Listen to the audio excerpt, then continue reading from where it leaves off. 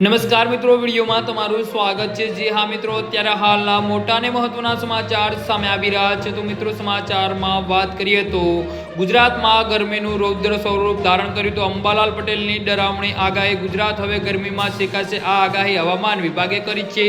કચ્છ અને સુરેન્દ્રનગરમાં ગરમીનું ઓરેન્જ એલર્ટ આપવામાં આવ્યું છે, જેના કારણે 41 થી 45 ડિગ્રી તાપમાન રહેશે। રાજ્યમાં હીટવેવની પણ આગાહી છે। તો બનાસકાંઠા, ગાંધીનગર, સુરત, અમદાવાદ હીટવેવ સાથે યેલો એલર્ટ છે। તો પાટણ, આણંદ, વડોદરા હીટવેવ સાથે ગરમીનું યેલો એલર્ટ જાહેર કરવામાં આવ્યું છે। રાજ્યમાં આજે પડેલા આકરી ગરમીથી લોકો તોબા પોકારી ઉઠ્યા છે। તો અમદાવાદ સહિતના શહેરોમાં આજે બપોરના સમયે તાપમાન 44 ડિગ્રીને પાર પહોંચ્યું હતું। અતિશય ગરમીના કારણે રાજ્યના મોટાભાગના શહેરોમાં રસ્તાઓ ઉપર બપોરના સમયે જાણે સૂના થઈ ગયા હોય। આવી સ્થિતિમાં હજુ આખું અઠવાડિયું રહેવાની શક્યતા છે, જેથી તંત્રએ લોકોને સાવચેત રહેવાની અપીલ કરી છે। આ સાથે જ આગામી 7 દિવસ માટે વિવિધ જિલ્લાના હીટવેવની સાથે ઓરેન્જ એલર્ટ અને યેલો એલર્ટ જાહેર કરાયું છે। અમદાવાદમાં હજુ 5 દિવસ માટે ઓરેન્જ એલર્ટ જારી છે।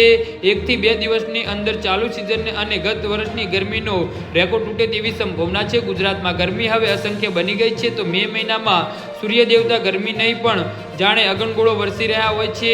રાજ્યના મુખ્ય શહેરોમાં પારો 44 ડિગ્રીને આંબી ગયો છે। તો અમદાવાદ, વડોદરામાં 44 ડિગ્રી તાપમાન નોંધાયું છે। સાથે જ સુરેન્દ્રનગર અને ગાંધીનગરમાં પણ તાપમાન 44 ડિગ્રી પહોંચતા જનજીવન પ્રભાવિત થયું છે। તો રાજકોટ અને કચ્છમાં 42 ડિગ્રી, જ્યારે સુરતમાં પણ 40 ડિગ્રી તાપમાન નોંધાયું છે।